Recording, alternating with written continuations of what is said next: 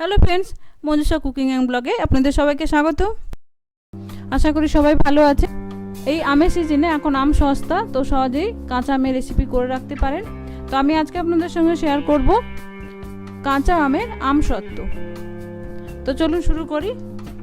আমি এখানে 1 কেজি কাঁচা আম খোসা ছাড়িয়ে এরকম টুকরো টুকরো করে কেটে নিয়েছি। কেটে ভালো করে ধুয়ে নিয়েছি। এবার এটা আমি সেদ্ধ করে নেব।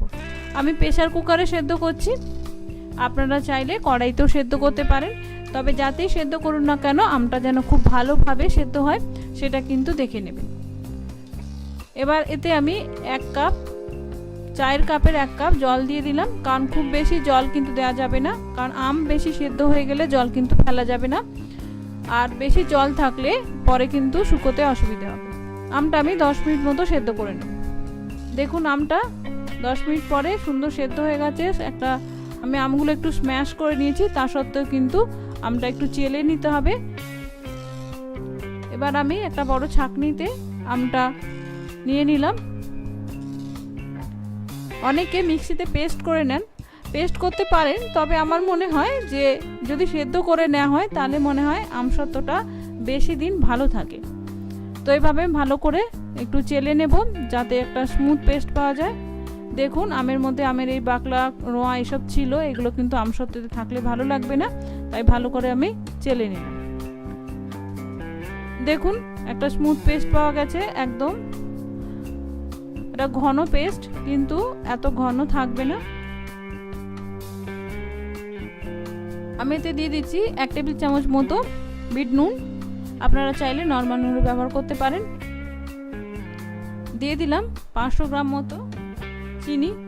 আমি এখানে 1 কেজি আম ব্যবহার করেছি, তাই 500 গ্রাম চিনি দিলাম, কারণ আমি যে আমটা নিয়েছি সেটা মিডিয়াম টক আছে। আপনাদের আম যদি বেশি টক থাকে তাহলে আরেকটু মিষ্টি দিতে পারেন। এবার চিনিটা আমি গলিয়ে নেব। দেখুন চিনিটা গলে গেছে এবং আমের পিউরিটা কিন্তু একটু পাতলা হয়ে গেছে, কারণ চিনি গলে গেলে পাতলাই হয়ে যাবে। এবার এটা নাড়তে নাড়তে ঘন করতে হবে। এই সময় কিন্তু আঁচ মিডিয়াম রাখবেন এবং মাঝে মাঝে কিন্তু নাড়তে হবে, নাহলে কিন্তু নিচে ধরে যাবে। দেখুন আমসত্ত্বের কালারটা কিন্তু চেঞ্জ হয়ে গেছে। আমসত্ত্বের যেরকম কালার হয় সেরকম কিন্তু এসে গেছে, তবে আমসত্ত্ব কিন্তু এখনো হয়ে যায়নি, এখনো কিন্তু পাতলা আছে, আরও কিন্তু একটু ঘন করতে হবে। দেখুন ঘন হয়ে গেছে অনেকটাই। খুন্তি থেকে এরকম কিছু কিছু পড়তে থাকবে এবং কিছু কিছু আটকে থাকবে, এরকম যখন হবে তখন বুঝবেন যে এটা হয়ে গেছে। আমি প্লেন করেছি আমসত্ত্ব, আপনারা চাইলে এখানে চিলি ফ্লেক্স, বিট নুন ব্যবহার করতে পারেন ঝাল করার জন্য। এবার আমি গ্যাসটা নিভিয়ে দেব। দেখুন এবার আমি একটা থালাতে অয়েল ব্রাশ করে নিয়েছি, যাতে আমি আমসত্ত্বটা ছড়াবো। আমি অয়েল ব্রাশ করে নিয়েছি, আপনারা চাইলে ঘিও ব্রাশ করে নিতে পারেন, তবে ঘি বা অয়েল যাই হোক না কেন যে কোনো একটা কিন্তু ব্রাশ করে নিতে হবে, নাহলে আমসত্ত্বটা যখন তুলবেন থালা থেকে তুলতে অসুবিধা হবে। দেখুন অল্প একটু ঠান্ডা হয়ে গেছে, তাতেই কিন্তু আমসত্ত্বটা অনেকটা ঘন হয়ে গেছে। এর থেকে বেশি ঘন করলে কিন্তু থালাতে ছড়াতে অসুবিধা হবে, পাতলা হবে না, বেশি মোটা হয়ে যাবে। এবার আমি থালাতে এটা ছড়িয়ে নেব। আপনাদের যেরকম মোটা পাতলা রাখতে চান সেরকম ছড়িয়ে নেবেন। আমি মোটামুটি রেখেছি, খুব বেশি মোটাও না খুব পাতলাও না। এবার এটা আমি রোদে দিয়ে দেব। দেখুন আমি আমার বারান্দায় চলে এসেছি, বারান্দায় রোদে দিয়েছি। খুব ভালো রোদ থাকলে 2 দিনেই হয়ে যায়, তবে মোটামুটি 3 দিন দিলে আমার মনে হয় ঠিকঠাক হয়। আমি এটা 3 দিন মতো রোদে দেব। দেখুন 3 দিন রোদে দিয়েছিলাম আমি, ভালোভাবে শুকিয়ে গেছে। আমের যে আঠালো ভাবটা থাকে সেটা কিন্তু নেই।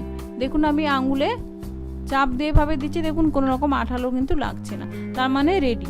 আর একটা কথা বন্ধুরা বলতে ভুলে গেছি, যখন রাত্রে তুলে রাখবেন তখন পাখার নিচে রাখবেন, না হলে কিন্তু ঘাম হয়ে আবার নরম হয়ে যাবে। এবার আমি কেটে নেব। আপনাদের যেরকম পছন্দ সেরকম শেপে কেটে নিতে পারেন, চৌকো গোল যেমন খুশি।